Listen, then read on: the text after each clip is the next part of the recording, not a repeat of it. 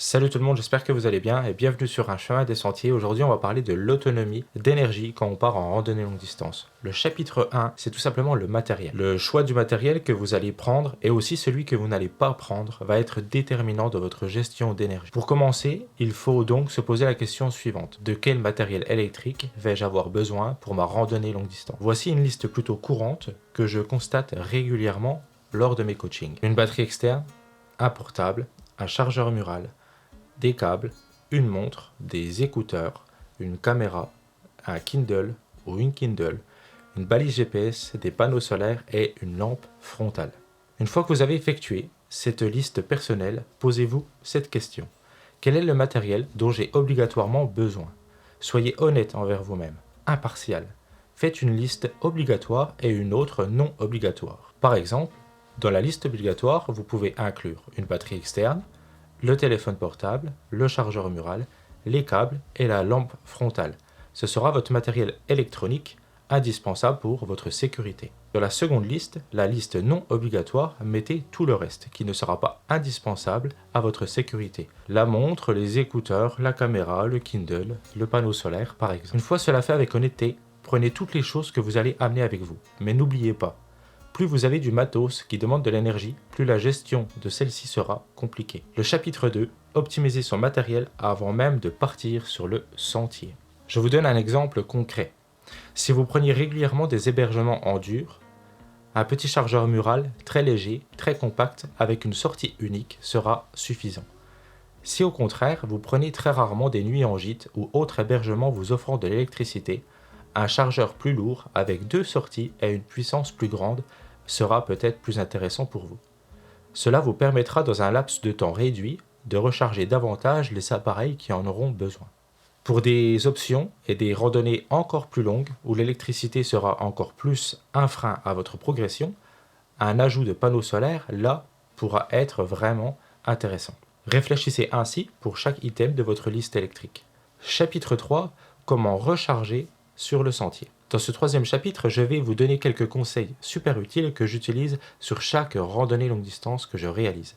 Ces astuces fonctionnent à tous les coups et bien souvent ce sera largement suffisant pour vous passer de panneaux solaires et d'une batterie externe beaucoup trop imposante comme une 30 000. Premier conseil.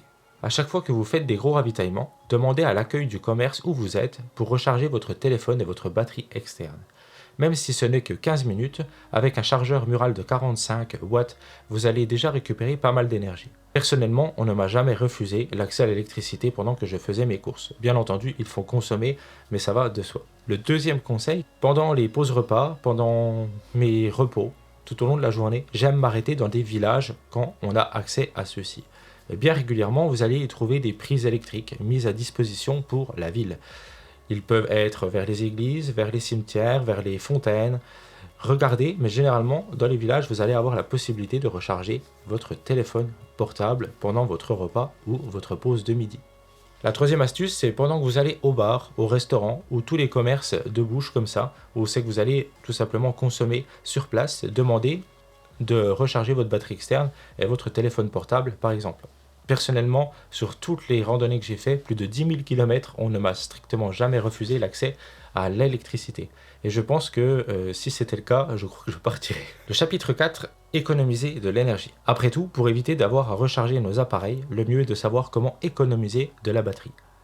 Le portable, c'est clairement l'endroit le plus énergivore de notre liste de matos. Il est notre sécurité, notre cartographie, notre bulletin météo, notre moyen de savoir quand tel ou tel commerce est ouvert, notre moyen de communication avec nos proches et pour certains même un appareil photo et vidéo. Le premier conseil que je peux vous donner par rapport à ça, c'est de mettre la luminosité en automatique. Ne la mettez pas de vous-même tout en bas parce que s'il y a beaucoup de soleil, vous n'arriverez pas à la remettre au maximum. Donc vraiment, premier conseil, luminosité en automatique. Comme ça, vraiment, votre téléphone va gérer au mieux la batterie. Deuxièmement, le mode avion, tout le temps, même pour la cartographie. Si vous avez pré-téléchargé les cartes en avance, en amont de votre randonnée, vous n'avez pas besoin en fait d'avoir votre connexion, votre 4G pour aller sur votre cartographie. Donc le mode avion est normalement le meilleur moyen d'économiser de la batterie. Moi personnellement, quand je marche peut-être 12-13 heures, je suis en mode avion peut-être 90% du temps dans la journée, je suis en mode avion. Utilisez le mode économie qu'il y a sur les téléphones portables. C'est ultra efficace, mais attention à bien aller dans vos paramètres et de décocher la case qui permet d'enlever le GPS. Parce que souvent, le mode économie fait en sorte de faire sauter le GPS. Donc là, on va en avoir besoin quand même, nous, en randonnée. Donc, mettez le mode économie, juste allez décocher cette petite case GPS. Voilà. Parce qu'en fait, dans le mode économie, le seul truc que nous, on a besoin, ça sera le GPS. Si vous aussi, vous avez envie de réaliser des randonnées longue distance, mais vous ne savez pas trop comment vous y prendre, prenez un coaching avec moi. Contactez-moi par Instagram ou par mail, loicbrichot@outlook.fr. Vous êtes de plus en plus nombreux à prendre des coachings avec moi, et c'est vraiment super enrichissant et gratifiant de travailler avec vous. C'est vraiment génial, donc n'hésitez pas à me contacter si ça peut vous aider, j'en serai ravi. Quatrièmement, enlevez toutes les notifications, parce que si vous êtes en mode avion 90% de la journée et que quand vous remettez du réseau, vous avez 45 messages de vos proches, vous allez bouffer de la batterie à gogo pour rien du tout. Donc enlevez strictement toutes les notifications. Pourquoi pas, à la rigueur, laisser la notification météo si vraiment il se passe un truc grave. Si par exemple Météo France annonce des énormes orages, une tempête de vent ou je ne sais quoi, au moins vous serez alerté. Retirez toutes les applications en arrière-plan. Et c'est pas juste vous avez l'application, vous fermez. Non, vous allez bien dans vos paramètres et vous mettez fermer, forcer l'arrêt de toutes les applications utilisées en arrière-plan. Et le fait de forcer l'arrêt va vous économiser encore plus de batterie. C'est vraiment super efficace. Pensez à le faire, vous le faites une fois dans la journée, en fin de journée, puis comme ça, voilà, vous n'utilisez pas des applications tout le temps qui sont en train de travailler pour rien du tout. Ça va vous économiser de l'énergie, mais aussi de la connexion Internet si jamais vous êtes dans un autre pays, par exemple. C'est ce que je faisais en Écosse régulièrement, pour pas avoir de problème. Le mode sombre aussi est beaucoup moins énergivore que le mode normal des téléphones. Donc mettez le mode sombre et en plus de ça, c'est plus joli. Pour le 7e tips, quand vous allez utiliser votre batterie externe, il est super important d'utiliser la batterie avant les 20% restants de votre téléphone. Quand vous voyez que vous commencez à être à 21, 22%, c'est à ce moment-là qu'il faut recharger votre téléphone avec la batterie externe. Parce qu'en fait, de 0 à 20% sur un téléphone portable, quand la batterie elle est vraiment au plus bas, c'est beaucoup plus compliqué, c'est beaucoup plus énergivore pour votre batterie externe de venir recharger ces 20 premiers pourcents, comme les 20 derniers restants d'ailleurs. Donc, avant de descendre en dessous des 20%, vous rechargez votre téléphone portable, quand vous êtes avec la batterie externe bien entendu, et quand vous arrivez à 80%, vous enlevez la batterie externe, parce que de 80 à 100%, là aussi c'est plus demandeur en énergie pour votre batterie externe. Donc la batterie externe, si vous voulez l'économiser encore plus, on va en parler juste après, utilisez-la bien avec votre téléphone portable des 20 à 80%. Quand vous êtes sur une prise électrique murale, profitez-en, rechargez votre téléphone au maximum jusqu'à 100%.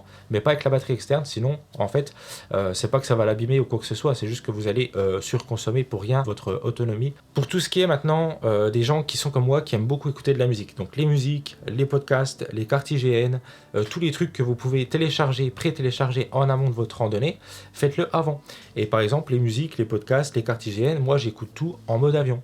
Si vous avez envie d'écouter un podcast de je ne sais qui, téléchargez-le avant de votre randonnée, et puis comme ça vous avez tout en amont. Maintenant, comment gagner en autonomie avec sa batterie externe? Évitez toutes les températures un peu extrêmes, que ce soit le chaud mais aussi le froid. Gardez votre batterie externe dans votre sac à dos la journée. Quand vous faites recharger votre téléphone portable avec votre batterie externe la journée, la mettez pas, on va dire, dans votre poche thoracique ici, en plein soleil, parce qu'en fait les batteries externes, elles aiment pas le froid certes, mais elles aiment pas le chaud non plus. Donc le mieux est de la garder entre 15 et 25 degrés. C'est limite de la cuisine ce qu'on fait, mais vraiment c'est super important. Si vous devez recharger votre téléphone portable, essayez de le faire dans un endroit à l'ombre, tranquille, et vous allez garder de l'autonomie électrique. Pareil pour le froid, le soir, même en été, essayez de mettre tout ce qui est batterie de téléphone portable, batterie de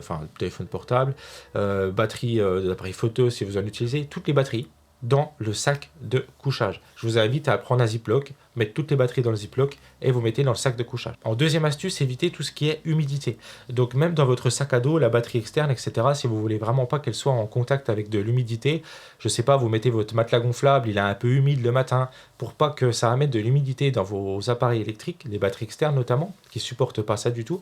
Ziploc, c'est ultra efficace, et puis vous pouvez même mettre, vous savez, les petits sachets là, anti-humidité dans votre Ziploc spécial autonomie électrique, et au moins ça durera plus longtemps. Maintenant, comment recharger concrètement sur le terrain ces batteries externes, ce téléphone portable et tous les objets qu'on utilise. Perso, j'aime utiliser une batterie externe Power Delivery de 20 000. Cela me permet de tenir 7 jours environ avant de devoir recharger tous mes appareils. 7 jours alors que je vous filme les vidéos YouTube. Si je ne devais pas filmer les vidéos YouTube, je pense que je tiendrais bien 8 à 9. Pour ça, j'aime utiliser un chargeur mural double de 45 watts avec une sortie USB-A et une sortie USB-C. Ça me permet tout simplement, quand je suis au bar ou quand je vais faire mes courses, de pouvoir recharger ma batterie externe et mon téléphone portable de manière rapide parce que j'ai 45 watts, deux appareils en même temps. Pour ça, n'oubliez pas que si vous voulez avoir un accès à l'option Power Delivery, il faut un chargeur qui est capable de l'encaisser, une batterie externe, un téléphone portable capable de l'encaisser, mais aussi les câbles, parce que si le câble il est trop frein, alors vous n'aurez pas accès à la puissance de votre chargeur mural. Donc le câble, de toute façon, il y a écrit dessus Power Delivery, batterie externe, chargeur mural, câble, et les téléphones portables aujourd'hui, ils l'acceptent tous. De toute façon, donc pas besoin de se poser des questions. Et ensuite, n'hésitez pas, à chaque fois que vous avez la possibilité de recharger votre téléphone portable, même si c'est 5 minutes, mettez 5 minutes, c'est toujours ça de gagner. C'est assez impressionnant avec un chargeur de 45 watts et le téléphone portable, en 5 minutes, vous pouvez avoir repris 25% de batterie. C'est vraiment super intéressant, donc n'hésitez pas. Chapitre 5, le poids. C'est une catégorie, si on ne fait pas attention, qui peut vite être encombrante et surtout beaucoup trop lourde. Regardez tout ce que vous avez chez vous, mettez tout ça sur une table, prenez une balance et comparez le moindre truc. Un câble, par exemple, peut passer de 20 grammes à 10 grammes. Sélectionnez le câble le plus léger et rien que là, vous pouvez faire des économies de 30 à 40 grammes facilement. Les lampes frontales, choisissez une lampe frontale très minimaliste, pas besoin d'un truc ultra sophistiqué.